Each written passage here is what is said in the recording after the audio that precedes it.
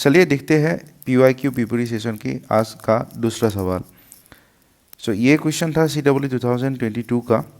Question में पूछा गया है a unit cell has A equal to B not equal to C and alpha equal to beta equal to 90 degree and gamma equal to 120 degree. The crystal lattice is option A orthorhombic, option B cubic, option C rhombohedral, option D hexagonal.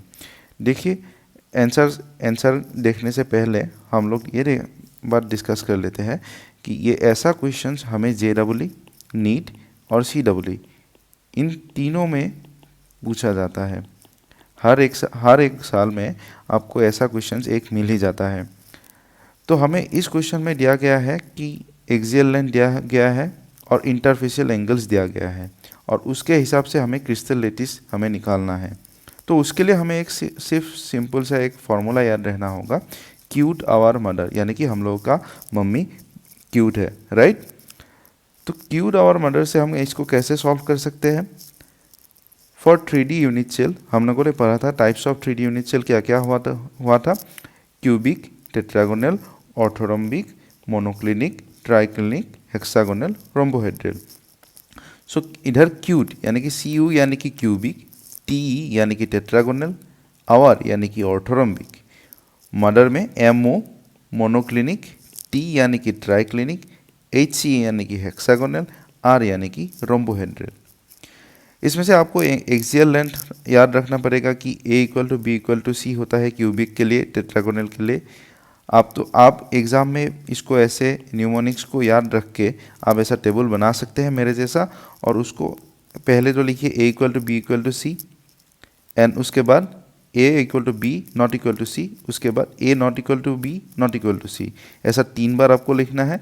फिर A equal to B not equal to C and then आपको लिखना है A equal to B equal to C। यानी कि आप चाहे तो ऐसा एक फॉर्मूला भी याद रख सकते हैं कि 0 1 2 2 2 1 0, एक फ़ोन नंबर की तरह आप इसको याद रख सकते हैं। यानी कि मैं बोल रहा हूँ कि इसमें कितना अनइक्वल साइन होगा।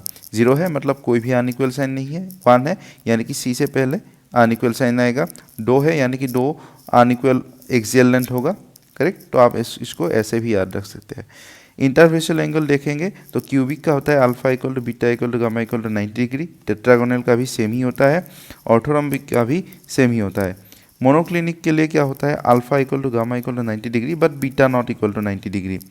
ट्राइक्लिनिक के लिए alpha not equal to beta not equal to gamma not equal to 90 degree.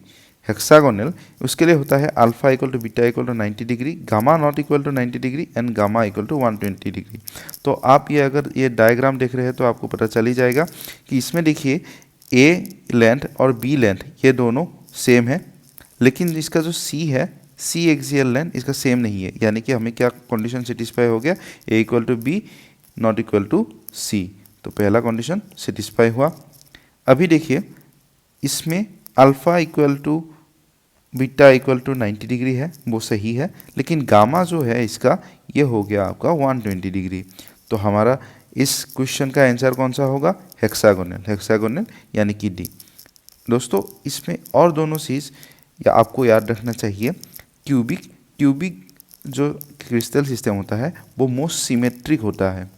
आपको क्वेश्चन पूछा जा सकता है कि इसमें से कौन सा सिमेट्रिक होता है, तो क्यूबिक मोस्ट सिमेट्रिक होता है, क्योंकि देखिए इसका axial length A equal to B equal to C and interfacial angle भी इक्वल होता है और वो 90 डिग्री होता है।